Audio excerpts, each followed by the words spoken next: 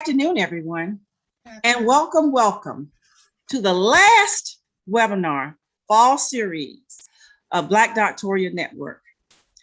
And I just want to thank all of you for joining us today. I see lots of familiar faces, lots of returning faces.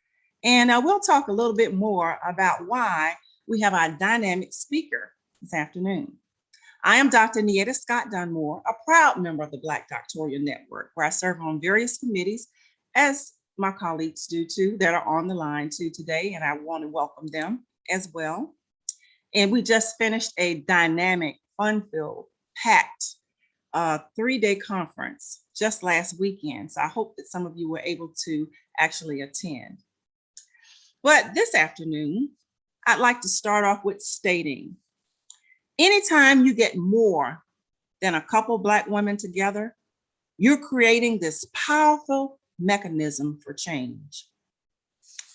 In the most important life and career changing meeting being held, would you like to sit outside the door, outside in the corridor, inside on the very back row, inside in the middle, behind a lot of uninterested talkers, inside, but up front, where you are just staring at everyone at the table?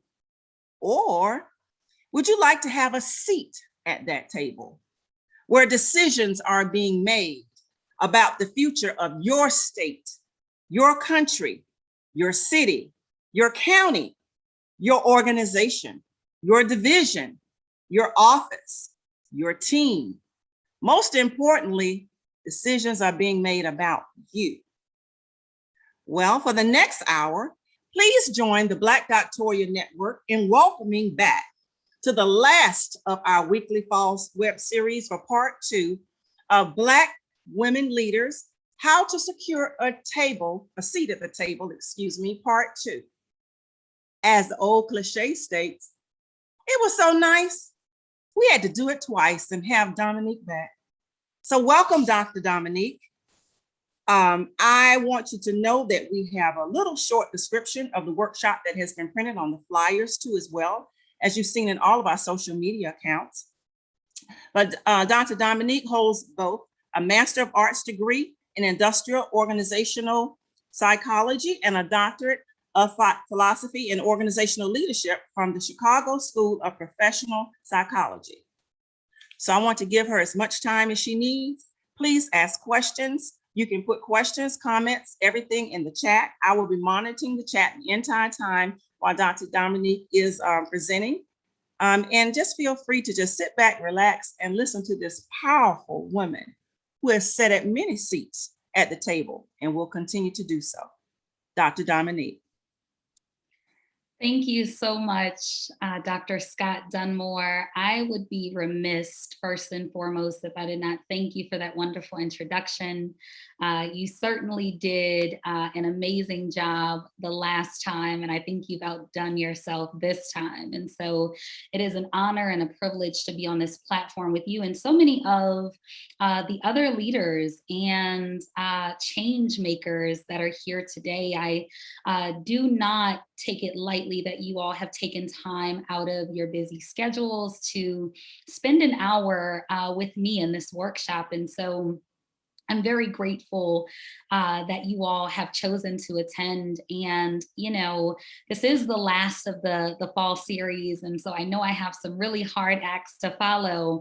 And, you know, this is a continuation from the conversation that we started back in April of this year. You know, it is crazy that we are now, you know, almost at the end of this year. And so it almost feels like a culmination of sorts that we're going to close it out in this way. And so thanks again, everyone, for being here. And we're going to jump in. I'm going to start off just with a brief video that I am going to play. I feel it in my spirit that technology will cooperate today. And so I'm going to go ahead and share that, and then we'll jump into the presentation. So if I could just get a thumbs up if you can see my screen. Okay.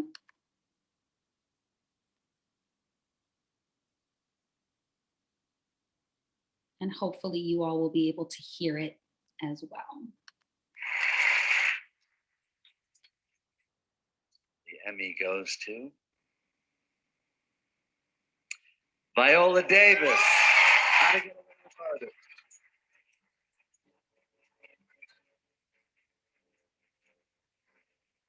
This is the first Emmy win and nomination for Viola Davis, who is a graduate of Juilliard.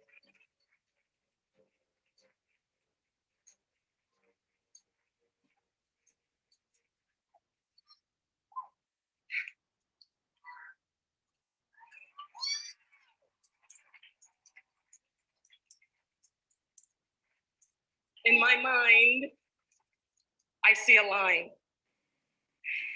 And over that line, I see green fields and lovely flowers and beautiful white women with their arms stretched out to me over that line. But I can't seem to get there no how. I can't seem to get over that line. That was Harriet Tubman in the 1800s. And let me tell you something. The only thing that separates women of color from anyone else is opportunity.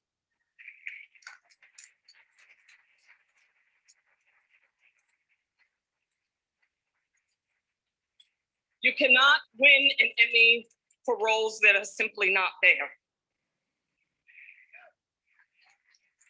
So here's to all the writers, the awesome people that are Ben Sherwood, Paul Lee, Peter Nowak, Shonda Rhimes, people who have redefined what it means to be beautiful, to be sexy, to be a leading woman, to be Black. And to the Taraji P. Hensons, the Kerry Washingtons, the Halle Berrys, the Nicole Beharies, the Megan Goods, to Gabrielle Union, thank you for taking us over that line. Thank you for the Television Academy.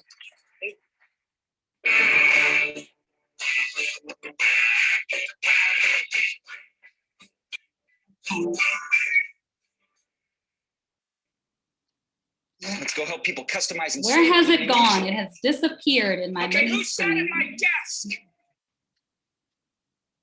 It would be curious if this One category moment, was y'all. for best.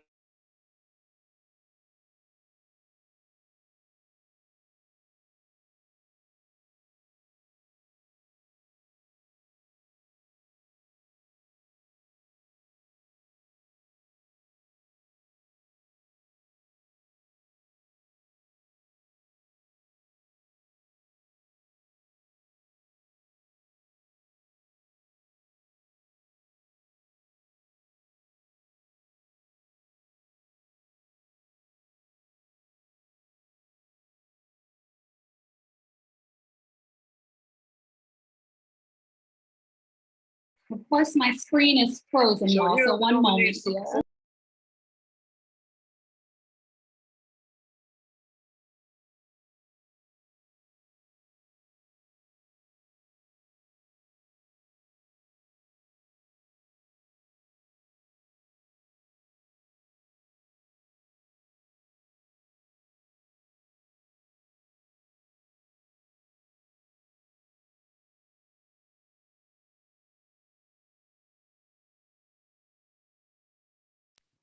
Okay, I think it has gone away. I have, maybe it's a MacBook. Next time I'm going to try a PC because my MacBook just does not cooperate. So hopefully nothing pops back up there because I was trying to close all of the screens in an effort to actually get to the PowerPoint presentation. And so just give me a quick thumbs up if you can see my screen now, which should just be the PowerPoint presentation here.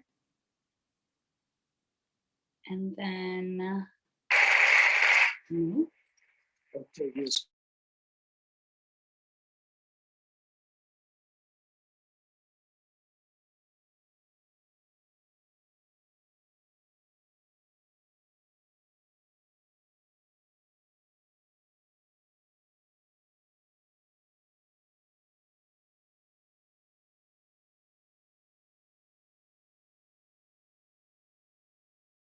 Okay, y'all, I think I have it. Sincere apologies. It wouldn't even be right if technology did not act up for me and not want to close. It wanted me to continue to watch the YouTube videos. But hopefully, with that brief interrupt and pause, you all were able to reflect on some of the words that were shared. Obviously, many of you may have even heard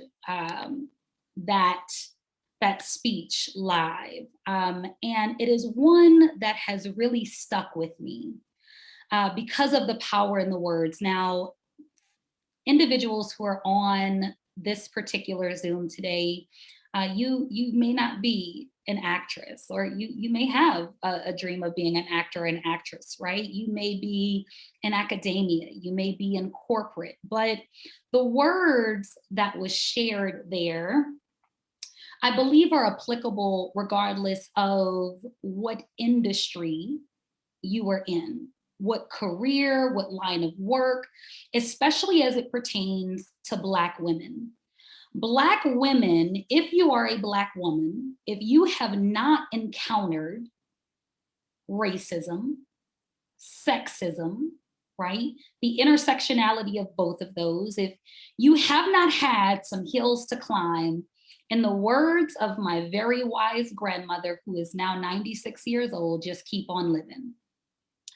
As a Black woman, a professional Black woman, many of us have endured, our fair share of struggles and challenges. And so we talked about that this is a continuation of a, series of sorts that we started earlier this year in April, and I cannot do an extensive review on the conversation that we had that day, because obviously it was over an hour. It was really full. So many of the ladies and the attendees spoke out about their experience. And, we just had such healthy dialogue. And it's amazing when we can come together and do that, because I've realized that in order for anyone to get to the next level, right? No one is self-made. You're going to need somebody to take you by the hand, and I don't want to say usher you up, but give you some tools, some best practices that you can utilize in order to not only be successful, but avoid many of the pitfalls that women encounter. And so some of the things we talked about that I won't go into in depth today in that first session was around, goal setting, personal and professional development, and the importance of really working on yourself more than you're working on your craft. Skills are important. I don't want to undermine the importance of skill, but working on yourself is equally as important. Having a positive self-image, we talked about that. Resiliency. We talked about sponsorship, the difference between sponsorship and mentorship, that you need someone who is going to be a champion for you in an organization. We talked about accountability, right? That's personal accountability and leadership. And then we talked about separation, knowing when it's time to make a change. And that particular point sparked a lot of conversation the last time, but those are all really, really important. And when I looked and I reflected on, well, what are we going to share today? People asked for a part 2. And I said, well, what am I going to share? Because there are so many tools. There are so many things that we can leverage and utilize in our pursuit of a seat at the table. But it dawned on me that the seat at the table looks different for everyone. I believe in that last workshop, I talked about success, right? And that we all have different definitions of what success means.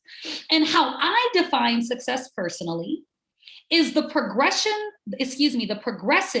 realization of a worthy ideal. The progressive realization of a worthy ideal.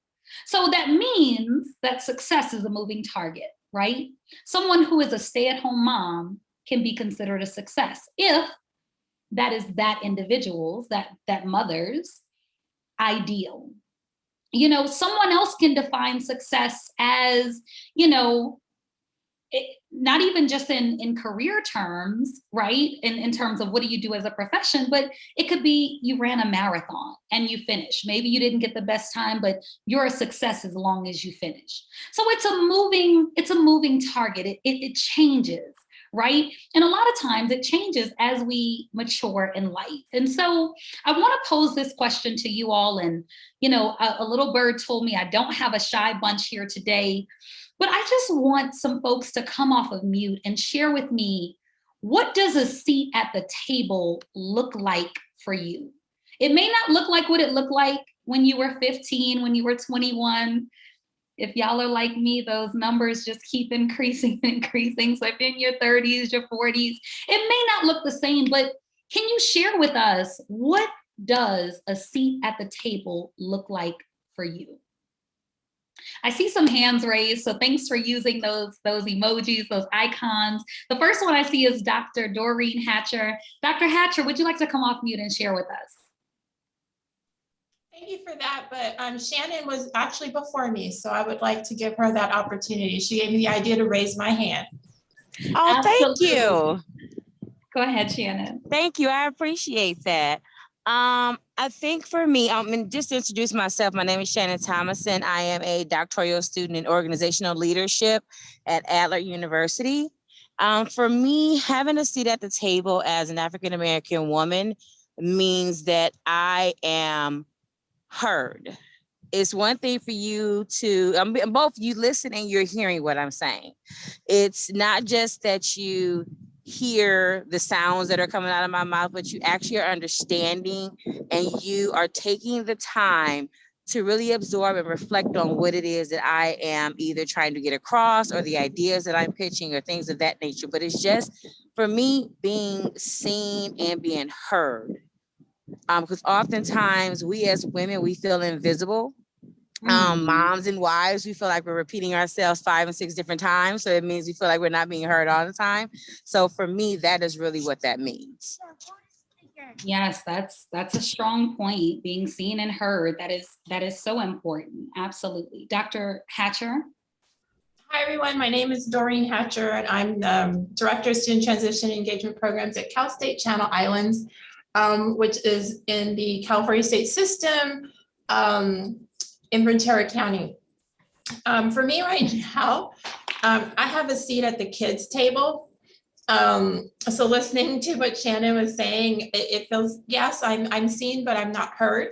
I'm just sitting in the, at this other space. And so taking a line from Shirley Chisholm, I have literally grabbed my chair and dragged it up to tables. I have elbowed my way into the space to make a place for myself, and then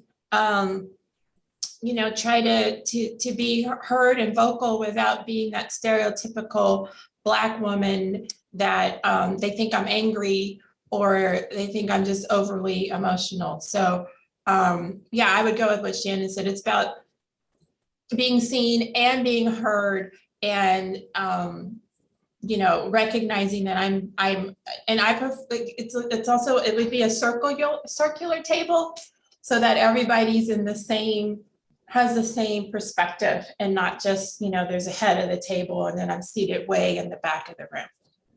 Yes, for sure. Thank you for sharing that, Dr. Hatcher. And you bring up some really strong points, right? Some people have a seat at a table, but their voices aren't really heard. And I think, amongst Black women specifically, we find, at least research tells us, that there is a concentration of Black women in middle management, right? So they're promoted, but not to the place where they are the decision makers, where they can be heard, where their level of diversity, right, can be seen in the organization, right, and felt in ways that impact the broader community. And so it is so important that we not just have the seat, but we're also heard, because those tables can absolutely look different. I'm not sure whose hand went up first. I think Morgan. Morgan, would you like to share? Yes, hi, I just would like to introduce myself. So I'm Morgan Mizell. I am currently a doctoral student in molecular biology at Tennessee State University. I would like to do my postdoc in molecular virology, which, as you know, STEM in itself is a male-dominated field. But even more specialized fields of biology like virology are extremely white male dominated. So a seat at the table for me would be just to be equal again, as the person before me said, just having not just a seat at the table, but for my ideas to be heard.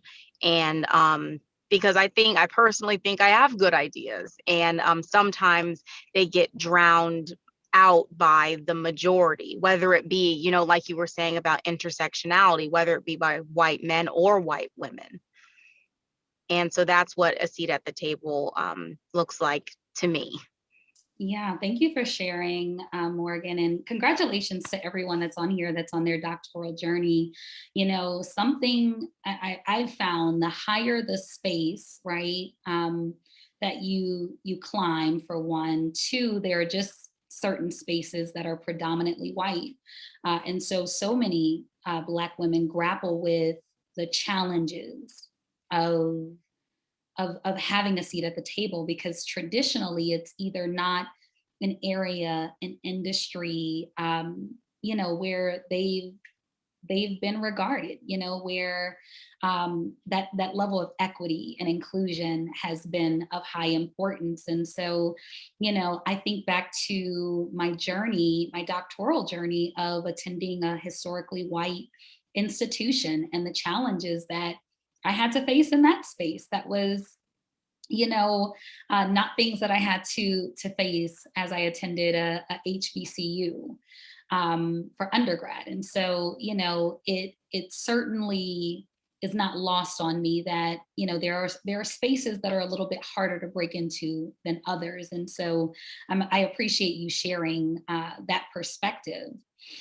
here today. Deshawn, who is my wonderful sister, actually, we share the same last name. I see your hand raised. Thanks for being here. Would you like to share? Thanks for having me and inviting me. I truly, truly appreciate it. I hope you all can hear me. So a seat at the table for me would mean not forgetting who set the table. It's very important that we look at the people who came before us, who's working with us, in order to incorporate them into the overall vision. So I think once you're at that table, you're looking at a team's perspective, from a team perspective. You're not looking at the fact that you've made it. You have to also take others with you, and not forgetting who you need to take with you on that journey. Another thing is looking at where you're placed at the table. Placement is very important, even if we're looking at a dining table, or if we're at some type of function. We always want to make sure that we're placed in the right positions. Well, sometimes placement at the table for Black women could be just a status quo move. So that's where we get lost in the sauce, or our voices aren't being heard. So when we do make those strategic moves to be placed, or to get at that table, and we have to make sure that we understand where we're placed at that table, because placement is very important. Yes, indeed. Yes, thank you. Thank you so much for sharing. All of these are such gems, you all. And Deshawn, I mean, you hit on something that is so big, and it's the taking others with you. I oftentimes reflect of how would organizations, the organizational landscape, change if more of us actually pull individuals along with us. I sometimes share the story of when I was actually looking for participants for my research, because my research is focused on Black women. I've always been very intrigued by the success, by the advancement of Black women leaders. And so I really wanted to dig deeper into, that demographic. And I can't tell you all how challenging it was just to get a woman to sit down and speak with me. Now, I do understand that as you increase in position and, you secure certain seats at certain tables, your life may look a little bit different. You may be more committed, right? You may not have as much leisure time, not to wake up, or speak on the many women that wear so many hats of wife, mother, daughter, aunt, professional leader. And so I understand that, but it seems like if someone is working on a body of work that is going to benefit Black women, right? Because I'm not speaking to an audience of white women. I'm not particularly speaking to a women, Asian women, right? Or any other demographic, but it seems like because that was my target market, women would be really eager to share what they've learned, to pass that down, because similarly, as a very successful woman or a woman that's in a very high leadership position, she probably doesn't have the time to mentor 30 women, 100 women. And so how do you learn other than they're passing that knowledge down? It's being exchanged some other way. And this is not a knock to those women, but it just brought me closer in to see, and also just way more grateful for the women who did participate, who were equally, as important and equally as accomplished, but took the time out because they saw value in passing that information to other women, right, through me. And so it's so important that when we are in spaces that we can recommend, right, and recognize that, hey, it's okay for us to pull other women up with us, to diversify that space even more. And the last thing I'll touch on is that, you talked about the actual placement on the table, whether it's for the status quo, and you'll know women who are placed in those positions, because you don't necessarily have a voice, or even if you are speaking, right, that's not actually transferring into action. And a lot of times when we are in, predominantly white spaces, it's important to have some type of diversity at that table. And so if you are the diverse person at that table, if you're the only one that's seated there, if it's far and few between, and the ideas that you're sharing, the recommendations that you're making are not going anywhere, that tells you a lot about that organization. And so I love all of the gems that have been dropped. I think I saw one other hand. I don't want to miss it. It looked like it may have been lowered. Not sure. If you did want to say something, now would be the time, right before we move on. I could take one more.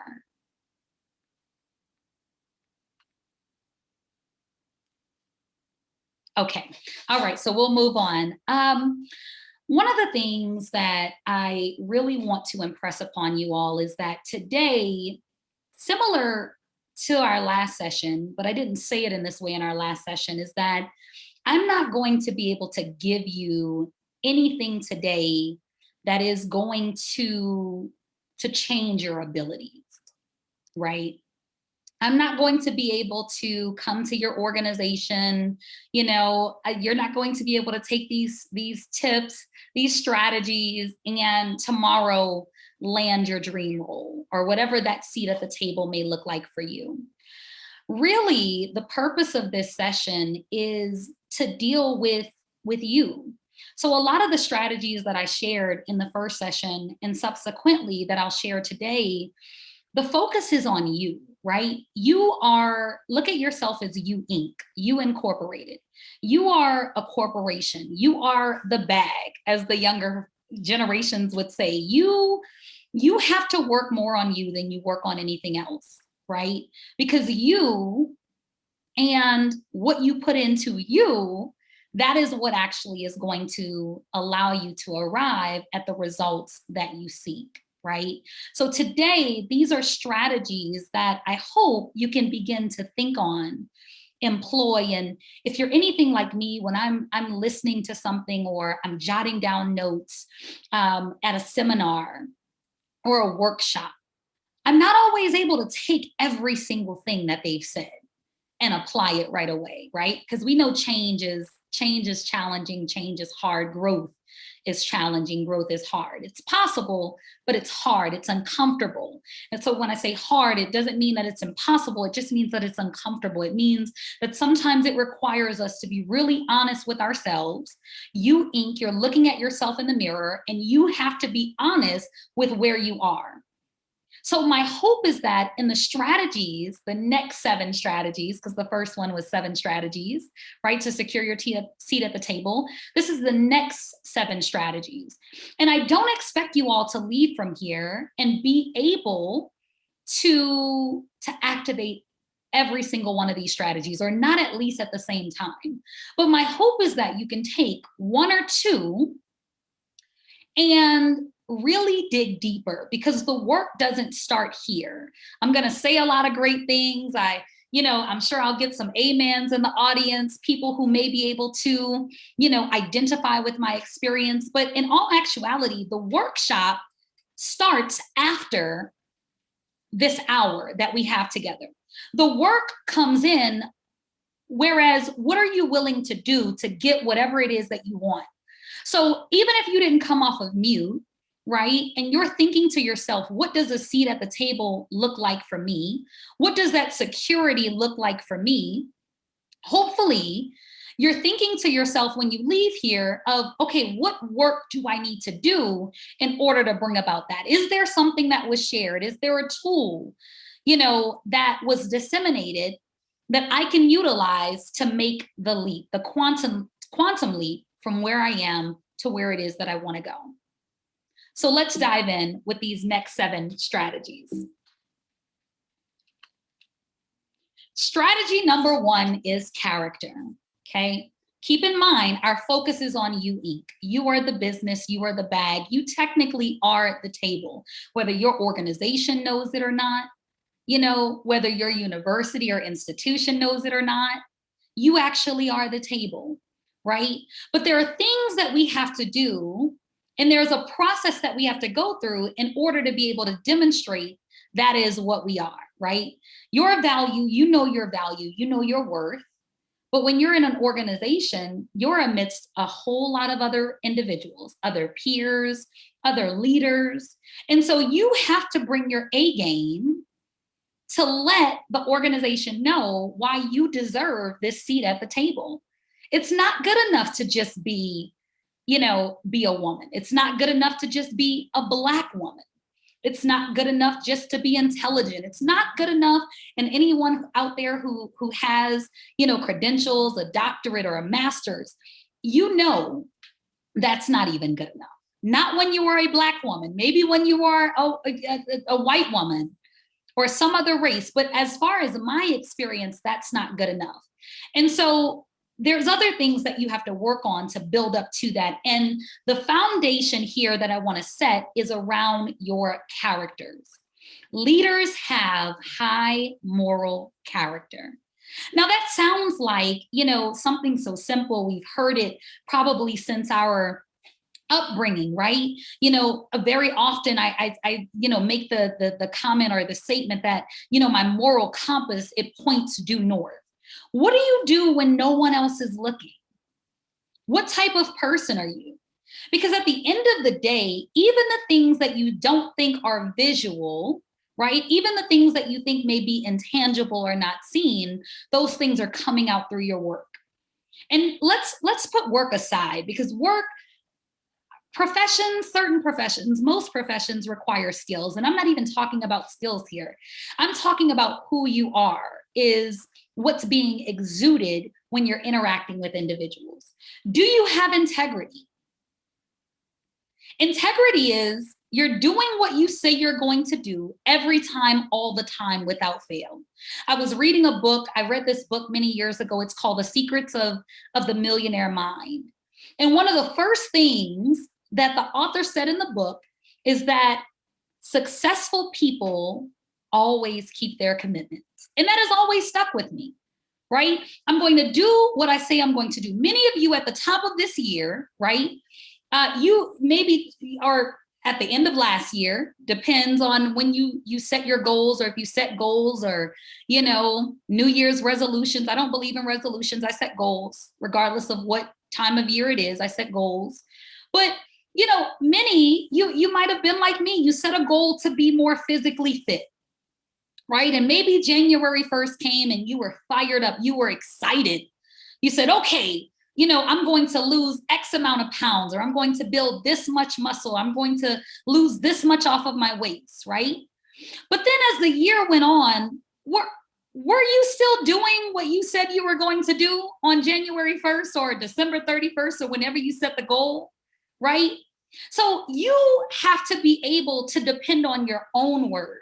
Many of us we find it challenging to really stay true to ourselves, to our own word.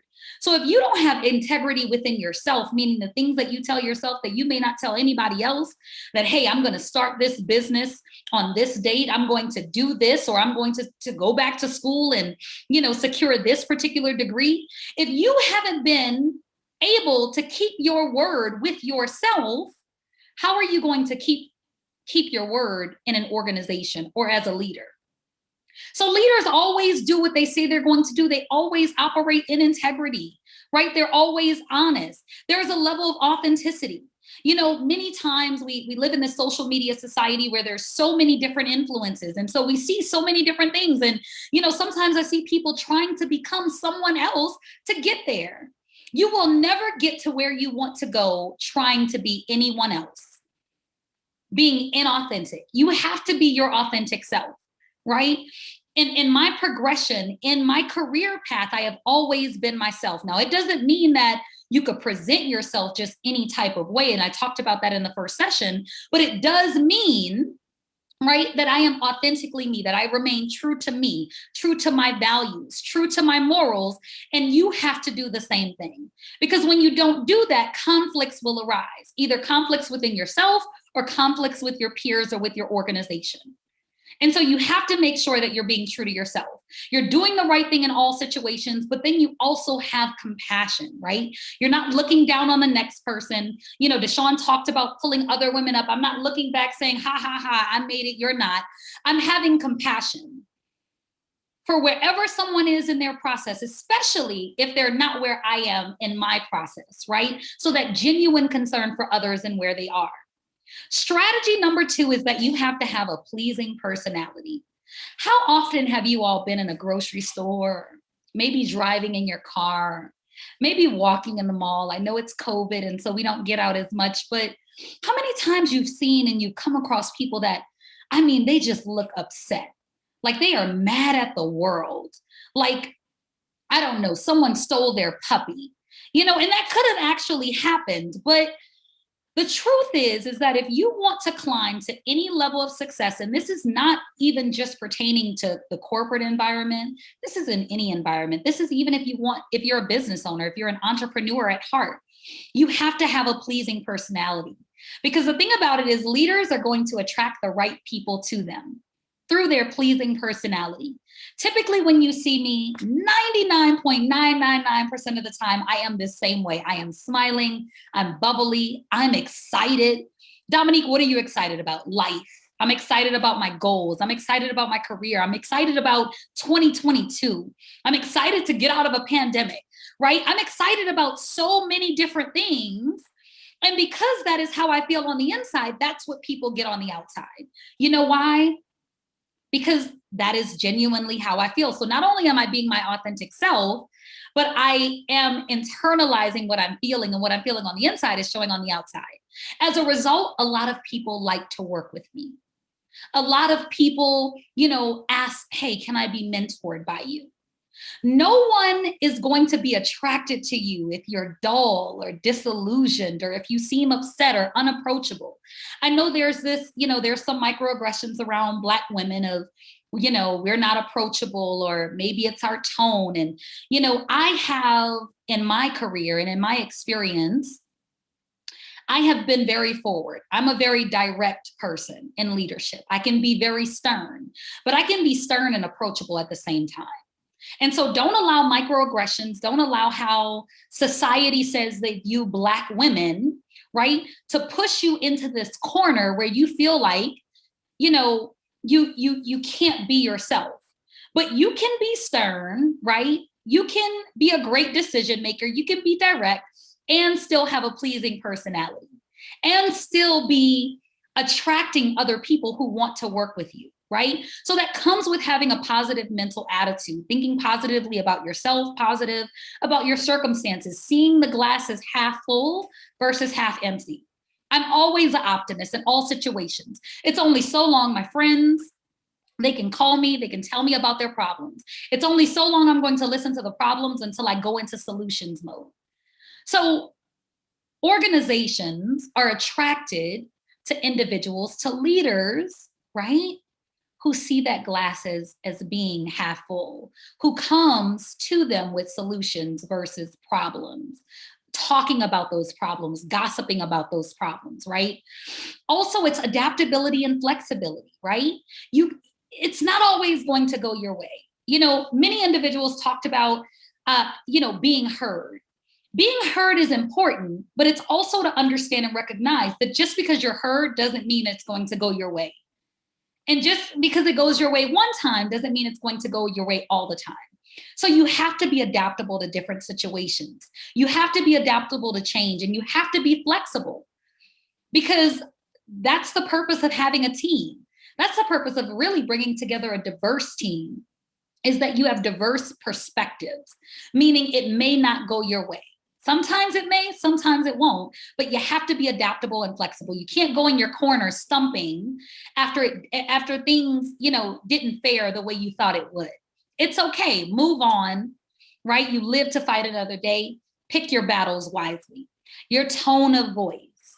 Now, I talked about already that, Black women, a lot of times we have a reputation that follows us. I can't lie to you and say I've never been in situations where, I was faced with a colleague that said, I feel threatened. And so, in those situations, I love to ask questions. What do you feel threatened by? Do you feel threatened by my directness? Do you feel threatened by the questions I'm asking you, the clarification that I'm seeking?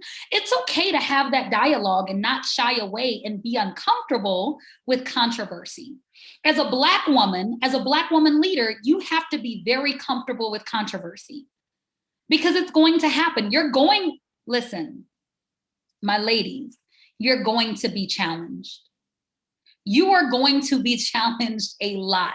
This is not, if you are talking about a seat at the table, especially if it's not a table you've created on your own, you are going to be challenged. You're going to run into obstacles. You're going to run into setbacks.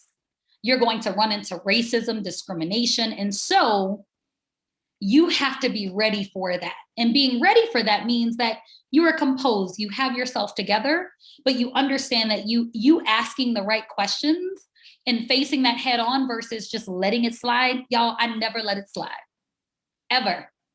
I never let it slide. There was once upon a time when I was younger in my career that I may have done that, but I don't do it today, because that lessens my voice, right?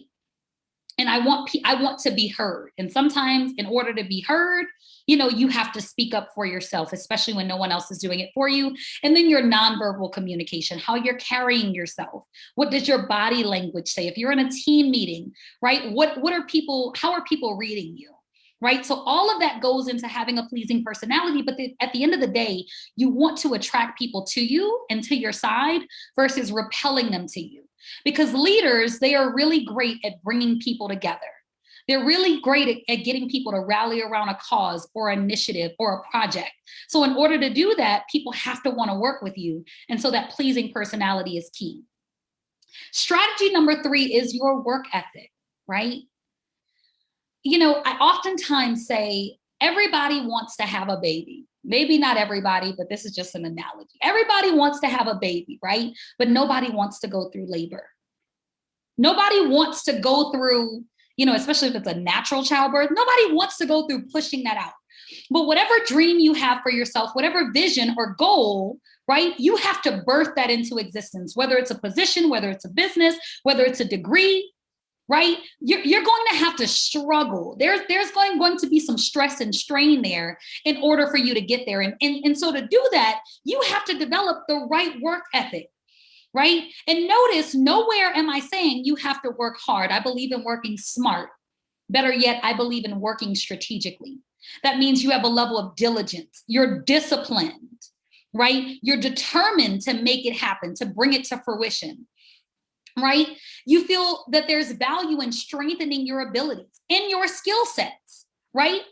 When you take time to read books, to go to seminars, to work on yourself because you understand the importance of that, right? You're working to be a better person. You have to know that the person that you are today, right, is not the person that you will be when you reach whatever level of success you say that you want to reach. There's a person that you have to become. There's something that you have to birth, a new version of yourself in order to get to that place. And so you're constantly working on yourself, right? Quality assurance. When I say that, I mean the quality of your work, right? A lot of this is working on yourself, but guess what? You also have to be able to produce. When you get to a place where you're procuring these high-level leadership positions, you've come to the table. They feel like, hey, we're taking a bet on her. We feel like she's going to do it. When you get there, you actually have to do it. You have to actually show. This is why you made the right decision. And guess what? Your show and tell may be different than what you see your white counterparts have to do. But guess what? You do. You have to prove yourself. So that work ethic is important. You can't let up off of the brakes, off the gas. You have to keep your foot on the gas. And then, of course, you have to be a team player, right? That new mindset will bring about a new result. Strategy number 4 is your level of commitment. You all, I just want to rest here just for a moment. I know, we're short on time, but this is a big one, right? Without commitment, you will never start, right? Without commitment, you will never start. You'll never get it going, right? I talked about many people setting the goal, right? Of losing weight at the beginning of the year, being more physically fit, right? What was the difference between you setting the goal and where you are now? Or anyone who set the goal, right? And they're still the same size. If you're anything like me, you might be a little bit bigger, a few pounds heavier. So you're not even in the same position that you were in the situation, circumstances when you set the goal. Maybe things have gotten worse. What was the difference maker for me? It was a lack of commitment. It was a lack of commitment, because when you're committed, you take action, right? When you're committed, you don't quit. Leaders don't quit. They don't. And many people, they quit on themselves before anyone else quits on them. I know as Black women, right, we are leading the charge in creating businesses. And I love that, right? We're going out and we're creating our own tables. And, I love that aspect, because we need that type of economic stimulation, particularly of women of color. But I want you to think about, right, even if that's not your situation, but think about the times where you may feel like quitting, or the times where you're like, hey, this is too hard. I'm seated at the kids' table. My voice is not being heard. Does the thought cross your mind about quitting, right? And it may cross your mind, but the important thing is that leaders, they don't quit. So you don't get off of a path just because you run into challenges. You don't get off of the path that you say, hey, I really want this, just because you run into obstacles. No, you find solutions, you find ways to work around those. And so the important thing with commitment is you have to figure out what's your why. Why do you want it? Why is it that you want to be, in the C-suite? Why is it that you want to start a business? Why is it that you want to be a professor? Why is it that you want to be this or that? Whatever it is, you have to identify your why. Because your why is what's going to propel you forward to continue on the path of having it long after the excitement is gone. Long after the feeling that you felt when you said it is gone. Because every day is not going to be sunshine and rainbows. No, some days you might be in tears. Some days you might struggle getting out of bed. Some days, you might have to go in the bathroom and get yourself together and pull yourself together. Some days you might have to get in your car, drive away, right? It's not always going to be easy. Some days you may get some unexpected news that you're being let go, right? And I'm not speaking that into existence, but I'm giving you all the reality, right? But I do believe that every setback, right, is just a setup for a comeback. And so even though those things can happen, you have to resolve within yourself that no matter what takes place, because I know my why, because I've set the right goals, I'm going to continue to forge ahead and move forward for the things that it is I desire.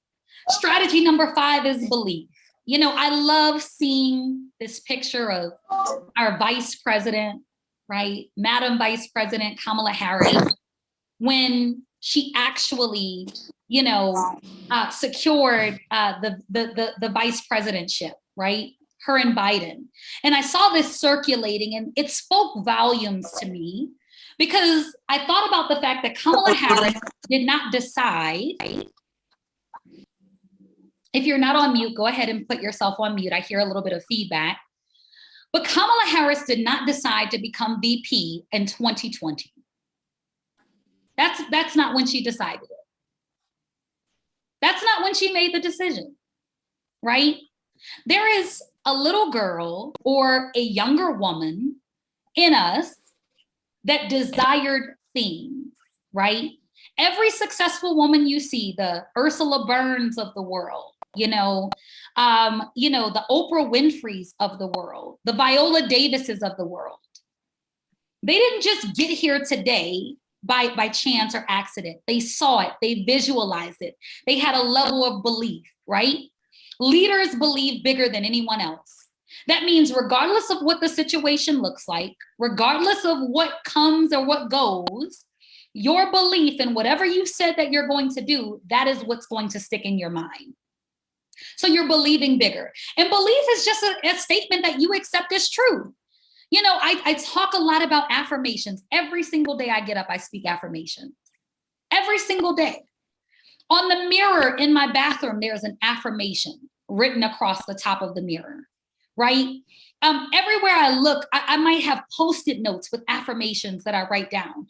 There are things that I'm speaking every single day. So where I am today, right? The position that I am in today was not the same position I was in 10 years ago.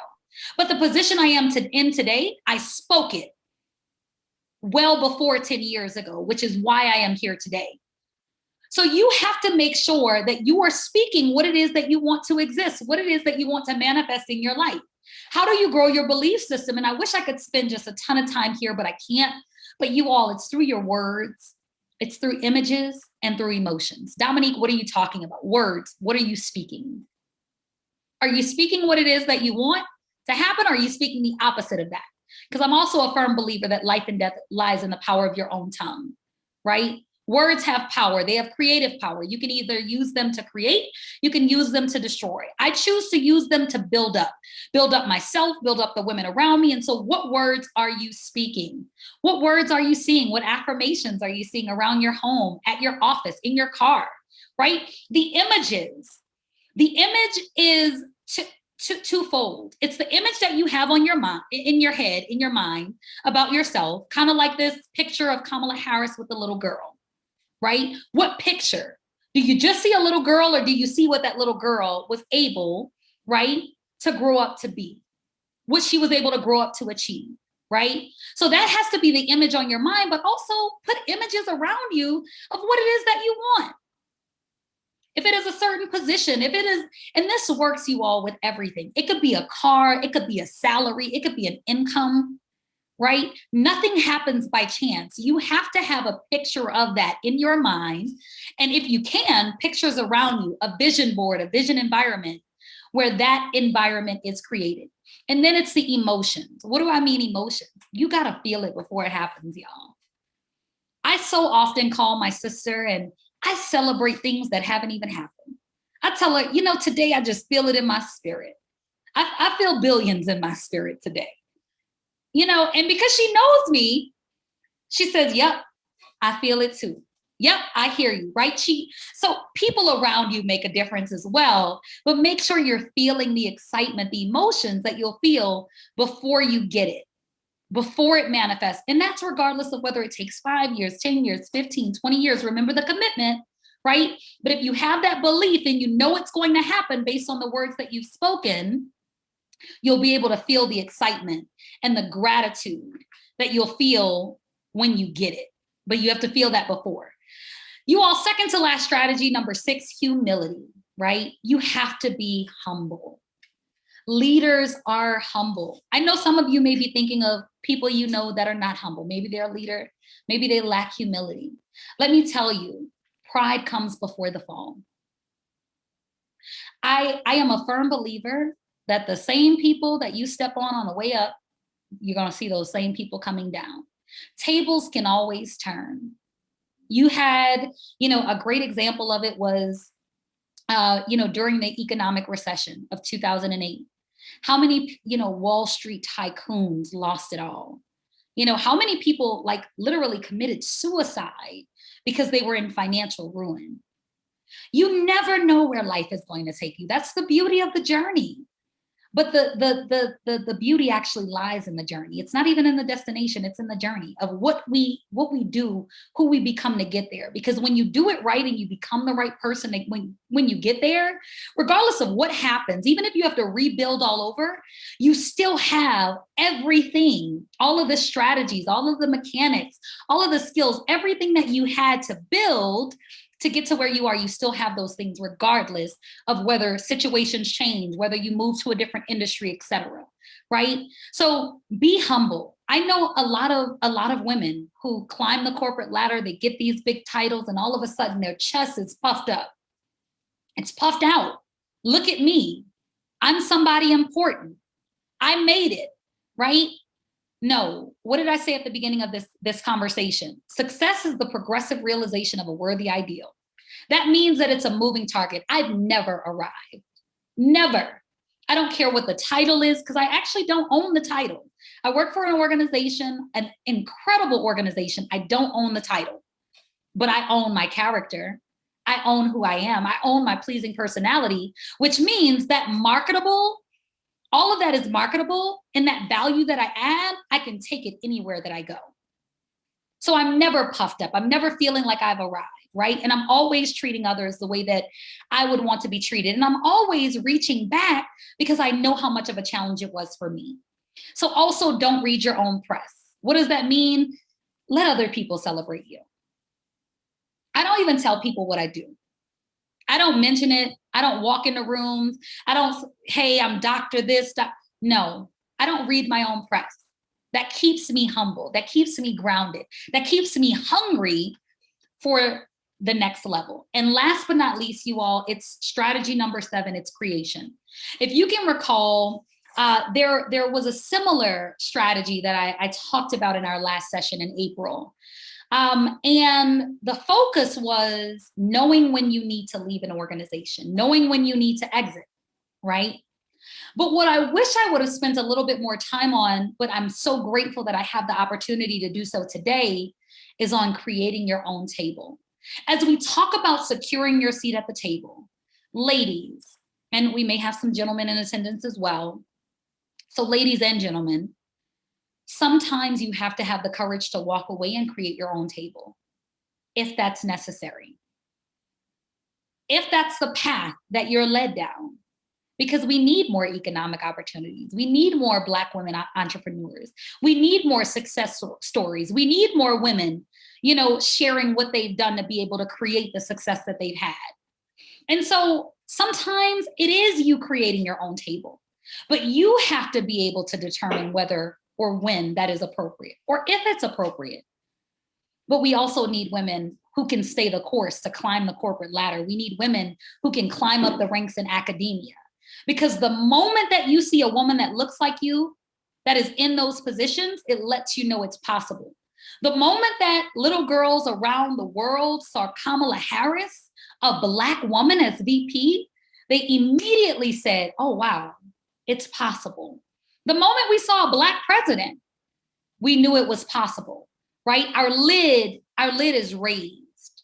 right? It's raised for what we believe is possible. And so we need it. We need the corporate tycoons. We need, you know, the academics, right? We need the researchers. We need the entrepreneurs.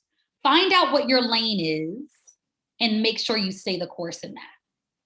I know our time is well spent. We are, Dr. Scott Dunmore, I don't know if you're still there. I can't see you, but our time is definitely well spent. If we have a few extra minutes, I'd love to open it up for question and answer here. If anybody wants to share or ask a question, I think we have maybe a few extra minutes if you can stay on, that we can take some question and answers here.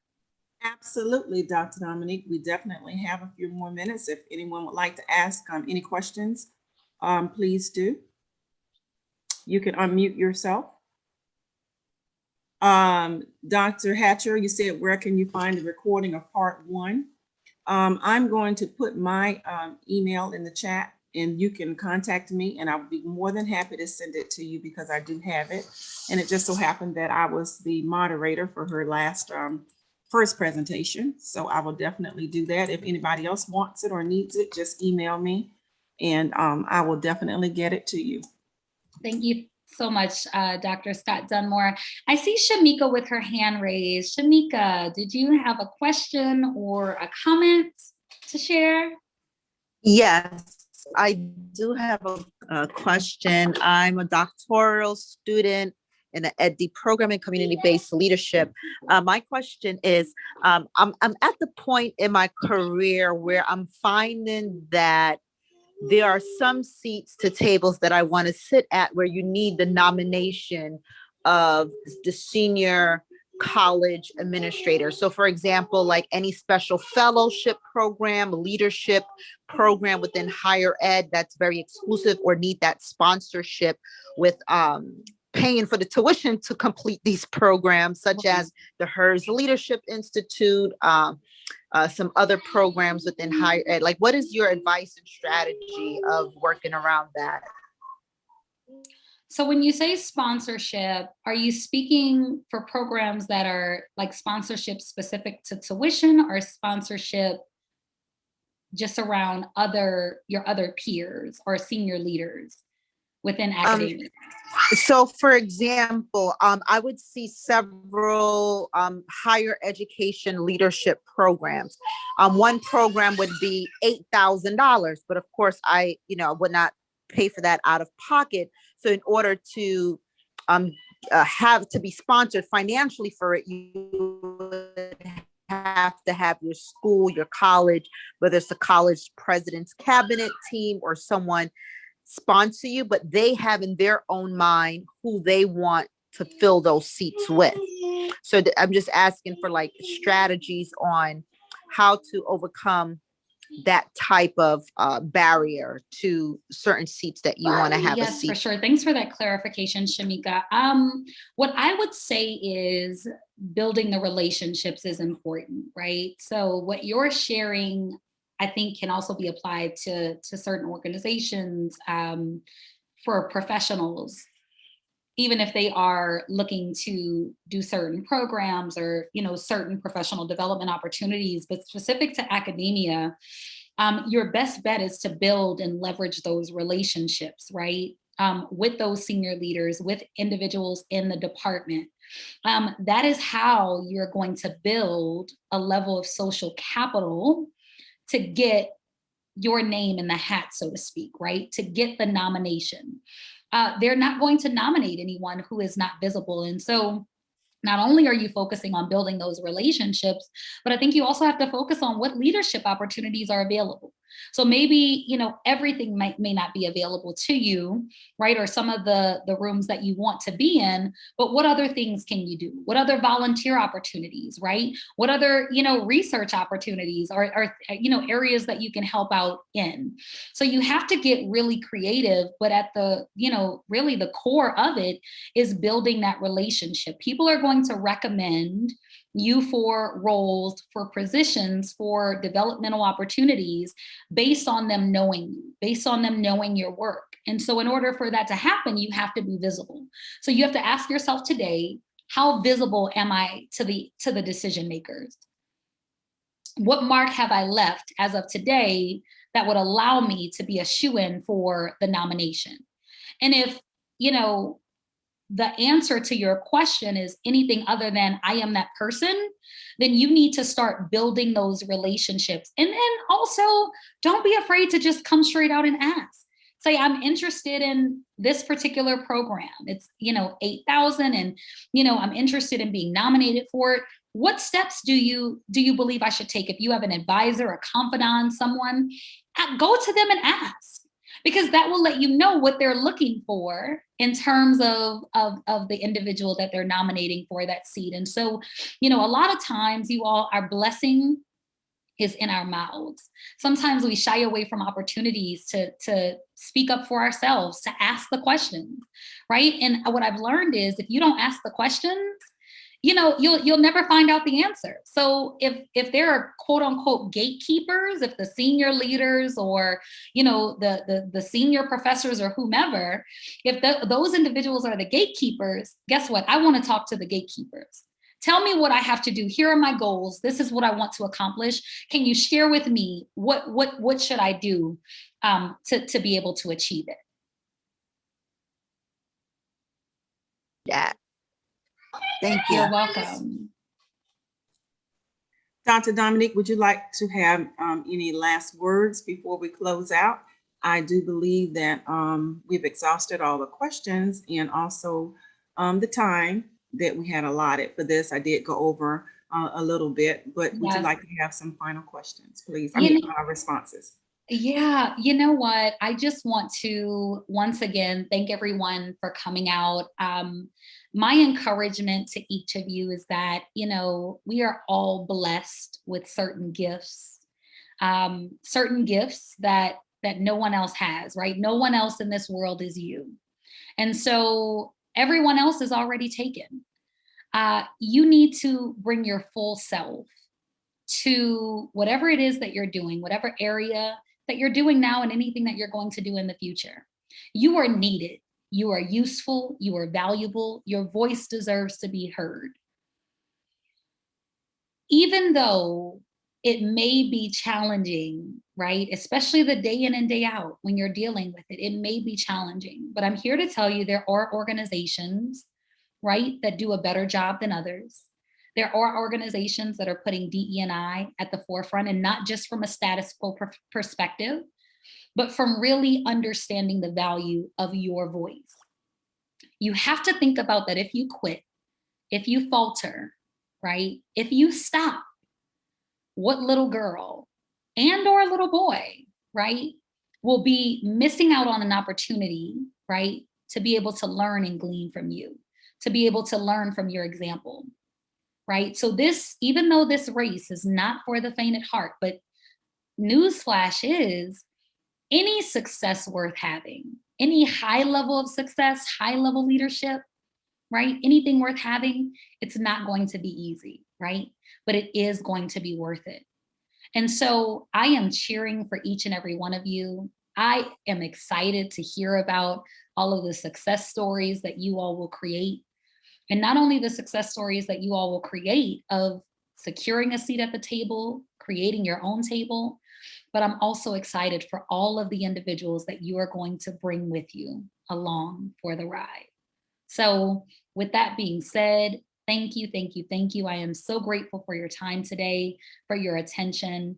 And I will see each and every one of you at the top because you absolutely deserve it. Have a great day and God bless. Thank you, Dr. Dominique. And please fill out the survey from the link that has been posted in the chat so we'll know what other topics and discussions that you would like to have. On behalf of the Black Doctoral Network, we just are so elated that you have decided to join us this afternoon. And I told you that it was so nice that we had to do it twice. And the next cliche I want to say is the second time around is so much better than even the first, Dr. Dominique. So I wanted to leave all of you with thinking about, would you like to sit outside the door, outside in the corridor, inside at the very back, inside in the middle, behind a lot of uninterested people, inside, but up front, where you are just staring at everyone at the table? Or would you like to have a seat at that table? In the words of Shirley Chisholm, if they don't give you a seat at the table, bring a folding chair. President Barack Obama said, don't just get involved, fight for your seat at the table. Better yet, fight for a seat at the head of the table. And with all the strategies that Dr. Dominique gave us today, this all puts everything into perspective as to how we will gain a seat at the table. Your Black Doctoral Network is here to help you not only with series, but career opportunities, fellowship opportunities. We have Black Doctors Talk on Wednesdays, Conversation Starters, which are web series on Thursdays. And even though this is our last fall series webinar, we will definitely have our spring series that will be coming soon, just as soon as the holidays are over. So continue to watch your email, LinkedIn, all of the social media sites for more information about the Black Doctoral Network and what we have to offer. And oh, by the way, just like American Express, membership has its privileges. And there are many privileges for being a member of the Black Doctoral Network. Finally, unapologetic Black female leaders think differently.